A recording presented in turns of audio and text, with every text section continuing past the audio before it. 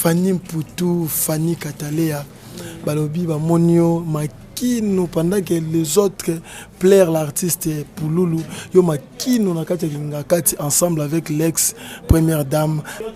Omoni mutu soko sa bola mo nga kutata ba finginga elobela bebe elobela nga elokote ata bo finga ata bo bande pinda bo finginga mabeka ndiko fingela nga mama na nga depuis tant tokei ko zo biloko e pa na biko papa dani bande ko Pouloulou pe ba ekina voiture na boko zo pari ya biloko ndeko na bango pourquoi pas batuni bande ko Pouloulou poni bokendaki tokokobina mso ekoza la bobina pona bolongola stress mususu eza ya stress do bolongola stress wana mama amona bino bien muto atikala ko remplacer Pouloulou pour moi azate akobanda ko gangela nga ndenge alingi mais jamais on les kala ba commentaire finganga ndete minute au moins ça va tout belle vie azo fingama par rapport à quoi nyoso okanga na loba c'est la volonté de Dieu parce que omoni nzambe so aloba ki za temps na ote ata outaki likolo na 5e niveau obamba na C soko ba ki za temps na ote okufa te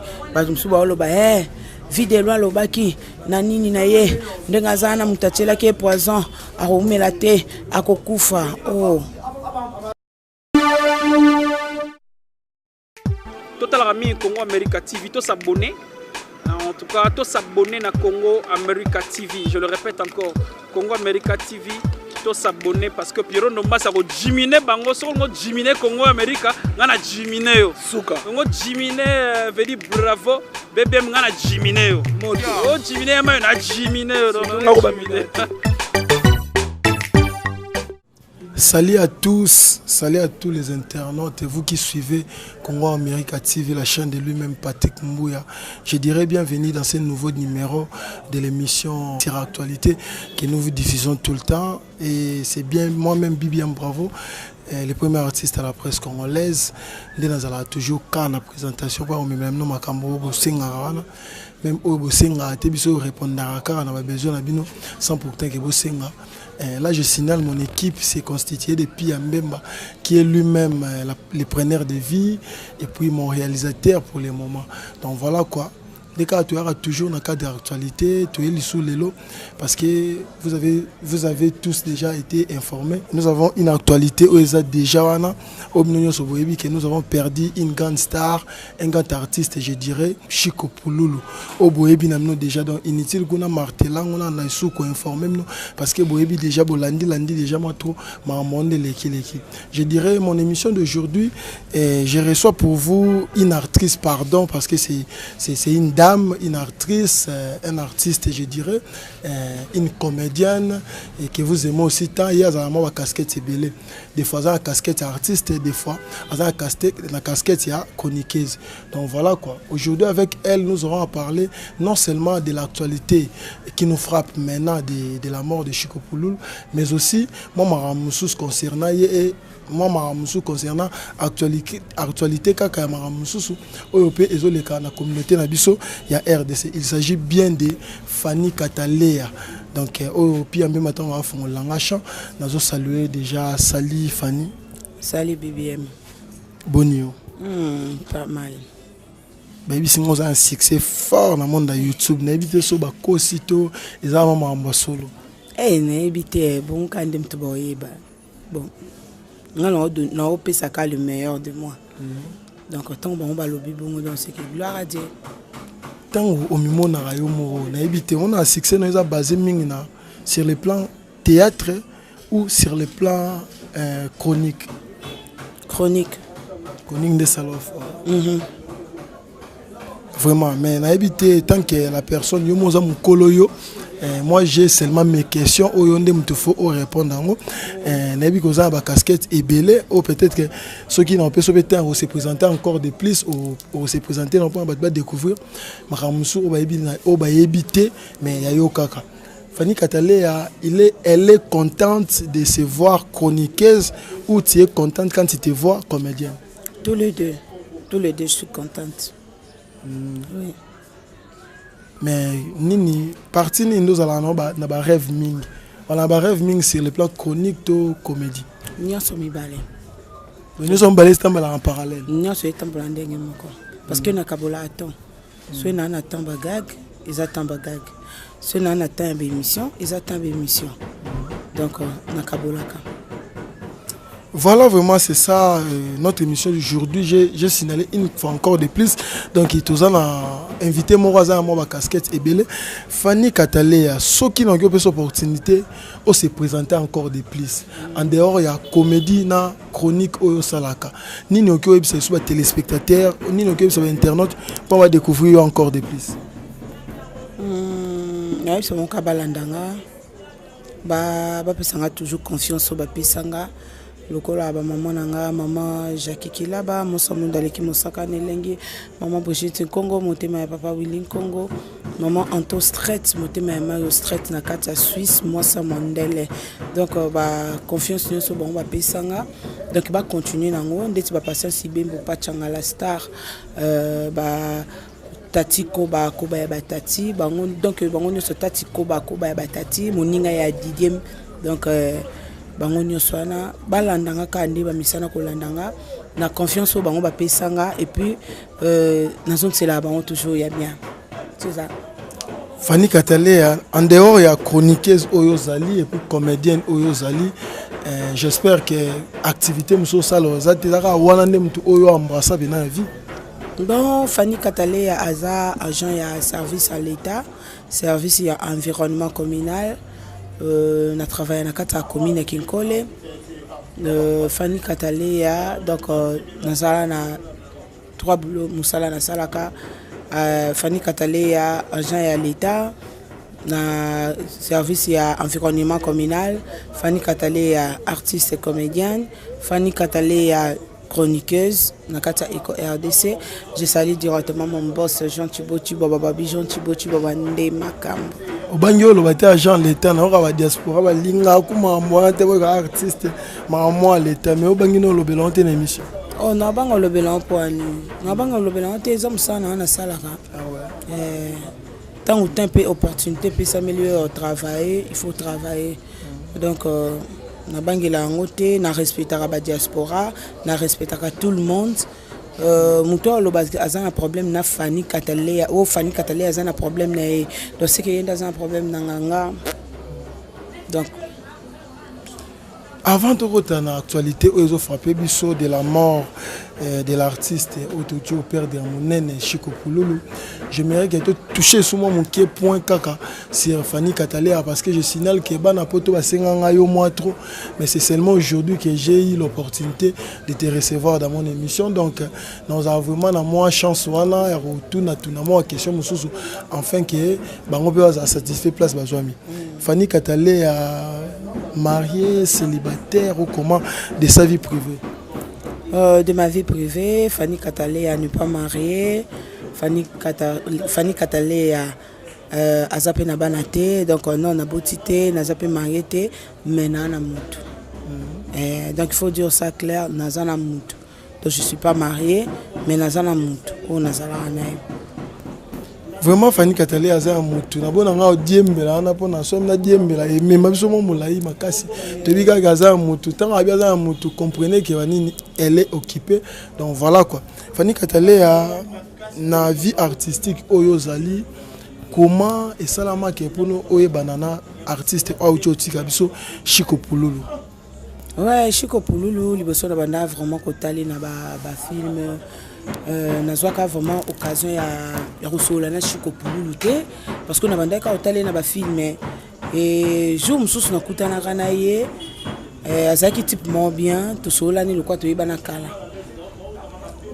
to sola na ye et après ya mayo ndenge to sala ba gag na biso ya Congo America TV jour alibuso ya maya benganga na ye na kuti pe Pouloulou Chico Pouloulou mais to banda na biso déjà ko solola mais ezaki ko solola to solola ndenge mo ya lelo te ezaki ko solola mo ya vieux na petit na ye donc ko solola mo bon pas vraiment ndenge bolingo ya kokota na dernière minute ote dans la dernière minute bolingo ya kokota donc affection ya kokota tellement makasi ozaki même so na mono na tournage to mona bengi petit na nga bino bo beta ngo mabe retati héros ya nga sina koma ki ya na oya yama ya siliki asiliki forme yo ya kaka yo moyebi kande to izalane yo kolobelo te azaki muto soki boye tournage aso kansa ko alala kia mais OK alala kia te ayaki ne ka lokwa ba tunyoso mais donc nous avons pinza temps à partir à Congo America TV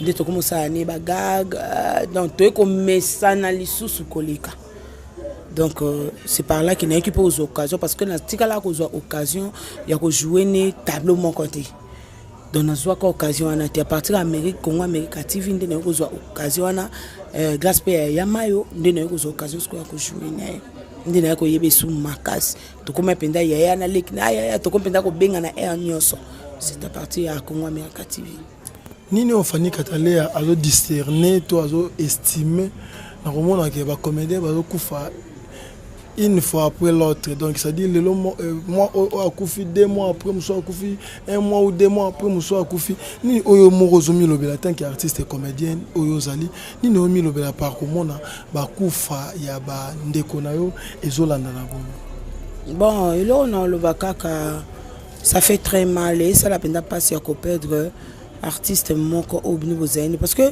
biso solelo to ko fanda to lela pulu biso so to fanda to lela mundweri tonto leli papa mundweri mindondo azaki na Solange mindondo pe à son âme azaki wana a participer à l'organisation to pensa que même pas que maman Solange mindondo a otika biso idée wana zaité mais to yo mona 2 mois après maman Solange mindondo a ekokenda tiki biso et après 4 mois après Pululu Chico Pululu ayoke patiki biso bon nyoso okanga na loba c'est la volonté de Dieu parce que omoni nzambe so loba ki za temps na ote ata outaki likolo na 5e niveau au bambani na C so roba ki za temps na ote okufa te peut-être au bukana peut-être cause un problème na mutu mais okufa te pona exactement na ote donc ce to moni ndeko na biso aki donc exactement na et atanae to kanga bandoki te o ndoki na famille o ba artiste bazo bomana o ba artiste ba saboué donc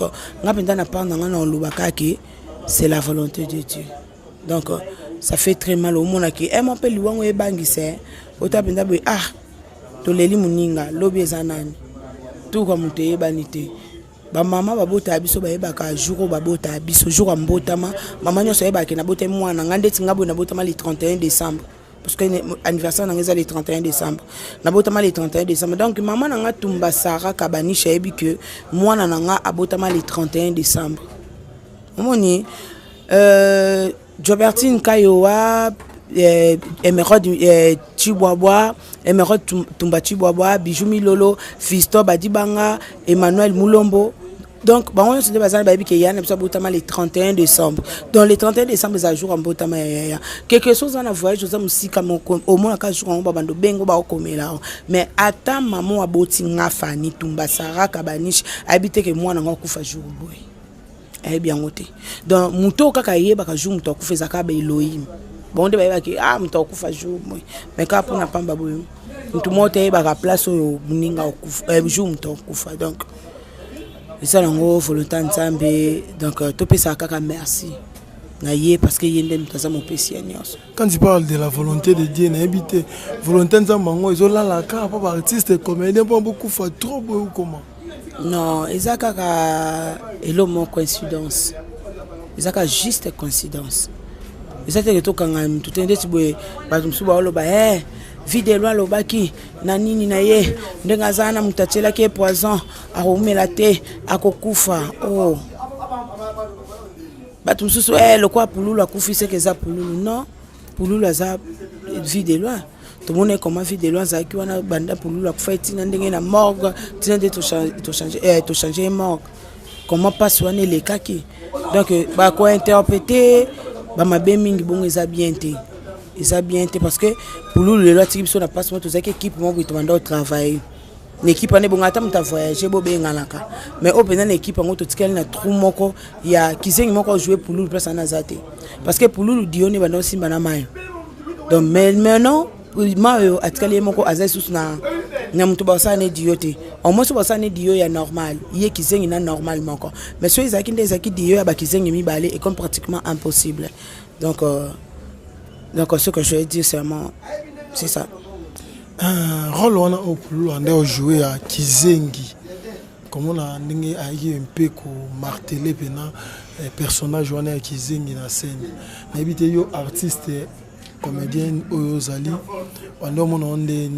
avait vraiment ces rôles avec quelle valeur pour toi on a un rôle vraiment comme ça cinéma congolais ou comment non c'est qui rôle mon bien très important c'est qui très bien et ben Matissa épée en plus na cinéma congolais parce que ce que Matissa été mais anchiko pululu nga yebanate anga zape na ba fan té mais soka zali na ba fan parce que bato bazaki do bande ko lakisa que non bato musunde babimaka ba Kizengi parce que omoni Kizengi musuna famille bato bakoma mona kaso Kizengi aza na famille c'est que famille neza ya Kis nde Kizengi aza non ezaka juste que yaki kawane komaki donc après ça peut quelque part bato bazalaka bongo valeur makasi bazala pe humain na katsa bato donc bazala pe na bolingo mo bato ba pesa bango donc nando mona ba rôle nana exact nango bien ce qu'on est pour le moment est manqué biso le rôle wana ezala qui bien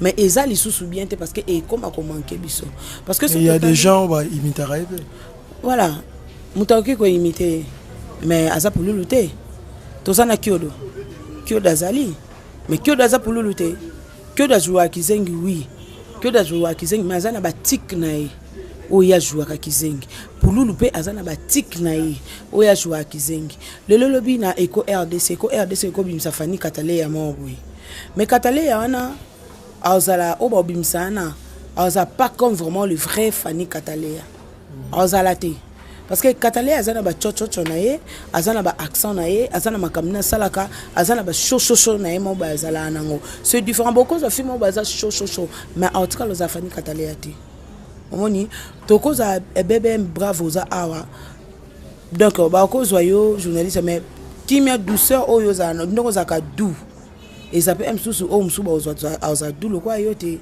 donc mutu mtazaka na en plus nae ata ba mapasa mibale ba bimi libumu moko placeta moko tout moko mais autant la ka bazande moti am susu li pasa moko li kam ninga na mulai tope mususu o li kam ninga na mabitama tope mususu za mayele mususu za zoba donc mutotika la ko remplacer pour moi azate quand les gens disent que c'est parce que vous les comédiens, je dirais en général, vous centrez d'arrêter.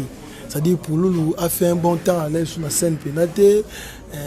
Par après, la chaîne Le Rôle Congo Amérique dont je présente l'émission, c'est sur l'actualité et tout qu'on sort. Donc c'est-à-dire mayonnaise dans Modero, dans le film, dans le côté, c'est l'actualité.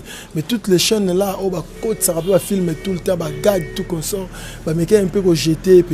C'est par Mawana.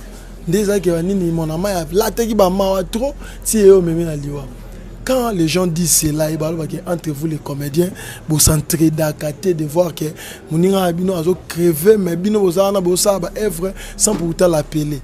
Bino Moro, pas na Bino Bolo Banini par rapport à l'impression de Bande Wazan. C'est faux. Pourquoi je dirais c'est faux? Au moni, les hommes tout à cause de la ZAB, au moins le quoi azate. Au moni, trop de voyages, je peux soquer l'équipe trop. Ça la quoi, le kobo ça n'a pas moutou. Dans quel sens? Nga fani de nazabwe et bela batu. Banda ko benga na ba fimete banda mona parce que ni ba ki fani ando voyager trop. O comme so epsi mtu mama oh, yo zaka na Kenya. Ngabi oui, mais nga na bika ko voyager. Te mama naza. O comme susu ah. Yo mona o voyager ande trop. Parce que naza ba déplacement na mo pe privé na sala na ndenge na nga soka na ke voyage mo jamais na beta ka lisolo ke na kende déplacement place mo boy ezana le voyage mususu oyo na koloba ngo na média mais ezana voyage mususu oyo kotika la nga moko na motema na nga tu vois un peu mais ça pe na batu mususu bande ko yeba sute ke Fani Katale azaka na kin omoni so kuteni bo oh Fani azaka nga na bika ko za su to so longwa mais ok na na kin mais batu bika ke na zala lisute de na longwa kin na déplacer na to pe na kenda place mo boy ok na zala na ka na kin. Donc, c'est un peu ça. Donc, pour nous qu'on négliger, bon, il faut il y a des fois aussi casting à Moutou. Donc, tout ça, casting, ce que c'est un fanité et c'est un fanité. c'est là que on s'est répété na batu nyonso so o ya moni bongo muso ki o mona attaque e fait ça yo bon na pour nga vraiment donc comme on a par rapport il y a faux on a lobela qui c'était comme exemple c'est ça mais le reste voilà c'est entre guillemets donc je sais pas mais on a ebika que na kutana na Pululu grâce à Congo America TV ndena comme ko jouer na ça dit Pululu ando voyager moi trop yango peut-être moi manquement casting oui Pululu ando voyager trop Pululu ando c'est la mingi ba obayebi Pululu ando c'est la mingi Point Noir Pululu ando c'est l'Afrique du Sud Pululu ando c'est la mingi Brazza omoni ando c'est la mingi trop kuna na ba kutu ba c'est moi ba gagi mo yo yebi Pululu azakita keka Brazza be plus aya souté ntalanda ke mutake fin akende ko finge kuna ke ko toke na makasi kuna zai yamayo donc parce que biso moto comme komona ke na bagadi to sala absence ne zalaki parce que monde to sangani boy mutu na mtame maka 1+ na ye donc ngape fani katalia na place na na ko za pe na mema 1+ na nga na ndenge na nga selon nga moko to ko za pe Cardozo pe amema 1+ na ye moko selon ki Cardozo babu amema 1+ selon ki babu mais ce qui peut babu azate bo sentir pendant que babu azate ce peut nani dozo azate au sentir que dozo azate ce peut minata son père azate au sentir ce peut lianza li sofota azate au sentir kazate ce peut mobiki azate au sentir que azate omoni c'est pas ça mutamemara 1+ na ye na kata isika donc pour nga na lobaka ke batika koloba bilo msuba oloba parce que omoni bande ko na biso na ndenga mabete balinga koloba mais botala o na boloba o bomona siko mais o ezaki avant na place to ke ne botala ngote donc on nga na lobaka ngwana ke non moko loko eboma ki Pululu payer moko ezaki trop de déplacement à part wana trop de déplacement biso to awa Congo America to yebi yango ke moko mo déplacement zaki ya makuta ndeko tomboka donc moi ma sonné mingi parce que mutaba tozane déjà là ndako malili na ya ko doki sa maliba ko pamba do vraiment c'est Fanny Katale on est toujours avec elle malgré tout que moi malem na suka élément parce que mon réalisateur signale déjà tel arabe na mon lili comme au côté l'artiste aussi peut avoir aussi des choses un peu en dehors de ça qui veut ça là mais est-ce que vous croyez qu'apena que un monde nous vivant oyo batu balobaka ba artiste basala existera vraiment bon moi quant à moi je dirais n'habiter vraiment parce que na participer à nangote donc na au moins tout pour balikam bien il faut ça na 4 il y a 4 elo qu'on met du moins il y a mki on a yo kaka déjà dans le bon il y a open non na participer mais ba iko ndebe iko déjà comme il a besoin en tant que ba chroniqueuse dans le monde déjà c'est bon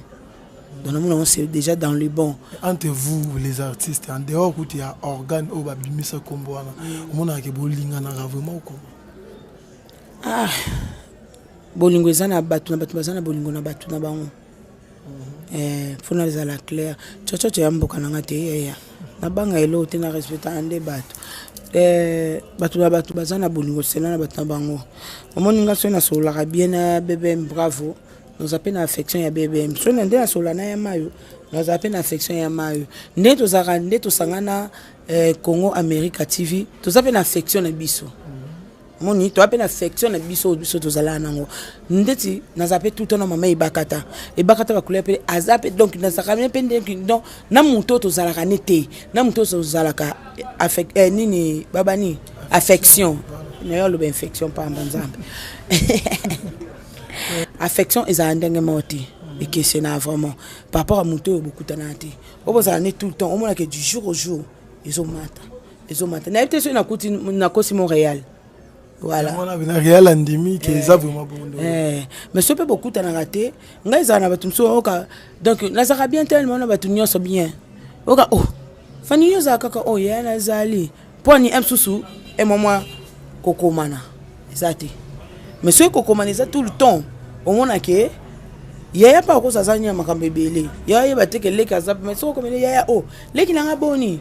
Oza pango bote ya na kana kin ba bisanga voyager qui se peut voyager ka ya na zonga déjà se peut voyager tété ya na zonga été c'est un peu ça donc Voilà, vraiment pour un truc qui est vraiment la chute, il y a une émission, puis même les caméramans incontestés, et on appelle ça toujours un coup de chapeau parce que ça a belle image, mon année à tembe. En tout cas, ça la rame ou ça la à correspondance na bébé, bravo tant on y pas à si ma caméra là, vraiment Dieu en gana yo, vraiment jusqu'à la gare, ndeka Dafna Yemba. Voilà, Fanny Poutou, Fanny Katalea, Balobi, Monio, Makino, pendant que les autres plaire l'artiste Pouloulou, yo Makino nakati ngakati ensemble avec l'ex-première dame. Les gens l'ont jugé mal. C'est pas moi, mais le public abino, jugé mal. Et puis dans les commentaires, on a une image pourquoi les artistes comédiens peuvent faire ça pendant qu'ils vont fêter la ex-première dame. Ça signifie quoi? Je sais pas, impressionnant par rapport à Mambouane Yozani. Moni eloko ezana biso ba tutolinga ka trop koloba. Donc en tout cas koloba ndeza makasi. Koloba vraiment za makasi. Programme ana ezaki déjà. Ezaki ka teke pour Chiko Pouloulou akufi. Programme ana ezaki déjà. Pe programme ana ezaki déjà solo teke Chiko kufa. Déjà tant batwa ki ba kombo ya ba artiste nyonso. Na ba artiste ana ba sali sélection. Omoni mutu soko sa bola mo nga kutata ba finginga. Elobelana bebe elobelana nga elokote. Ata bo finga ata bo bande pinda bo finginga mabeka ndiko fingela nga mama na nga tumba sarate. Donc ato finginga. Non répondre te, non zong sa te, non c'est elokote. Eloko ça la bat mususu, botala toute la peine dans ba réalité mususu. Est-ce que Zamba Alboso maman Olive Beng Sabat? Non. C'est pas la toute première fois que maman Olive Lembe Kabila Kabange a Beng Sabatuna Kingakat, c'est pas la première fois. Maman on m'a béka pour na bokekuna robina ko c'est la panda que boza bobsek. Te fa to kendete. Pour famille Pouloulou yango mon père n'a pas Pouloulou kendaki. Tout ça la norme claire, tout le ba penanu avant le banon likambo to vérifier. Hein, tout vérifier. Parce que n'est le bana boy maman tanga benga ki Pouloulou abengsaki donc abengsaki artiste oya monaki mutema ne fongwa maki pona bango abengsaki fa to kende ezaki le 24 on a moyen to kende susu ezaki te pona liwa Pouloulou toyo ayo tango le 26 mais ce Pouloulou azaki to nyato kende banda le 24 parce que Pouloulou est pas na liste tant que le 26 bande ko Pouloulou ba yeki na para Pouloulou ba yeki ko représenter de kona bango. Et puis tant que kozwa biloko et pas na bigwa papa Dani bande ko Pouloulou pe ba yeki na voiture na boko kozwa pas ya biloko ande ko na bango pourquoi pas batuni bande ko Pouloulou poni bokendaki il faut pas tout na bango bango sko ba yebite que so bakendaki ou pas bino bazuka miss na bo mataliska na ba artiste comédien ba sa bango lote oh bino boza ba star bande ko Pouloulou ba bonga batu simple to robina mso ekoza la bobina pona bolongola stress mso seza ya stress. D'abord la stress wana maman a mon abino bien yo kasi maman nda za mate parce que avant banda makamnyoso to zo no minute ka ya ko prier sur liwa wana comprends to suite temps penda to prier sur liwa wana pour la nini bongo yo kasi wonde bat ba ku fa ba artiste o yelinga ba ku fa ça les bien et ça bien te coïncidence ni ça que maman beng ça qui est nde bat musu ba bi maman beng ça qui est le 24 le 23 kufi non il y a un sens te ba mekano pe ko tuna na famille Pouloulou pourquoi bino pe bokenda ki kingakati na para Pouloulou pourquoi bokenda ko zo biloko Pouloulou oh ba pesi ba artiste nyo so famille Pouloulou pe za kene zo ki pe para biloko ya Pouloulou parce que ça œuvre eza musala onde ko na bango asalaka so ba reconnaître musala onde ko na bango asala te me balinga ba ke ozote to ba kezo parce que biloko ana bazui e ko sunga ba ona ndako ndeti nga pe biloko nga fani katalia na zui e sungi pe mama na ngai na bande ko na ndako na kaboli na pe ba ninga na nsusu ya lupangu c'est ça. Tant bon boloba tant on a pesi maman Olive Lembe Kabila merci et ça fait que bango pe tant bo senga ngape merci et zo zo ngape pa maman na et zo zo ngape za nga donc to kabolango vraiment Fanny pour tout son qui ont anticipé parce que na moi golobi moi tout bande on a besoin de comprendre vraiment pour na to ke kana shit émission parce que toujours moi tembele taka yoza comédienne et poser sur chroniqueuse donc zo fongwa maman mingi ainsi que zo coach ça m'a mususu kutu on a qui non retourner avant que o bango là mon réalisateur mais signal déjà que faut na ke na na shit ça ngai ceux qui n'ont occupé ce mot de la fin par rapport à ma solo moi ndambo auto sololi mot de la fin no yozani te mona liloba nanga ezaka keno bande kona biso bana poto bati ko finga biso ba finga biso te parce que mutu mota tindela biso mbongo batindela oh bato batindela so omoni relation na nga fani so ba moni nga na sali mabelo kwa ba mama Brigitte Nkongolo kwa ba mama Anto Strait motema Mario Strait to ba mona nga na sala mabe babenga nga na privé oka penda mama Brigitte Nkongolo abenga nga fani akobanda ko gangela nga ndenga lingi akobanda ko gangela nga ndenga lingi akobanda ko gangela nga ndenga lingi mais jamais on les kala ba commentaire finganga ndete minute au moins ça va tout belle vie zo fingama par rapport à quoi bon yenda za yo na tête na do yebe na discipline ya mama livre na ye discipline ya mama livre o mama bengi puis ya benga pululu ata na film moko te kande zo pesa batu ya bébé to que logique batala film belle vie so ba mona pululu te bon nde ba batu ba lobaka bon eza bango na pona vérifier mais nga lobika pona que bango moko biso s'engager que bango moko biso eza ya mutu eza ke to yaka awa biso base na biso ngoti moi nyonso ya Congo America TV to yaka awe pa ya mayo to vandi ti tamo boye to panzani to sape ba programme na biso donc batapoto batika eloko na eza to koti 2020 batika pe un moko ba beblom sous c'est choquant mutu so za vandi na malili kuna ya outil de lata 1 euro te skondeti mama na bengi batu bakezo sko batu bazwa te so famille pululu balise baboya ki ndenga mabete parce que batu msuba mona lokwa no se monke na famille pululu te soki ba omba kende ko parce que ba yebike eza œuvre ya musala ya ndeko na bango batika mama batu avanda bon so mama ngwa ko boma nene bileti biso ezaka ngamo kande mna okufati yaya Fanny Poutoua to telemi vraiment beta biso ke to am so diko kate merci déjà parce que au PC ngata une bonne émission nga linga mingi mo bisou bisou ça là moi bien voilà quoi donc merci pour attendre au PC ngai puis mbemba là je libère mon artiste que j'avais invité dans mon émission donc voilà il s'agit de Fanny Poutou Catalina Gaé pena asola na pas mal c'est toujours Congo America TV la chaîne qui dans le terme mon français mais qui pour l'artiste disparu terme mon français qui donc la chaîne qui zongi ça encore pour l'eau en scène parce que on en un mot ou en un verbe mais kimi dans le bon cas la prochaine émission donc voilà quoi partir mbouya coup de chapeau à toi meilleur vœu à toi et à toute la famille meilleur vœu à toute la famille Mbungu meilleur vœu à toute la famille Binda donc voilà quoi batinyo so bolinga ngai bolinga pia même bolinga partir mbouya bolinga Congo America nous vous disons merci et restez branchés scotchés dans cette chaîne et vous ne serez jamais déçus. Merci vraiment, bye et au prochain numéro.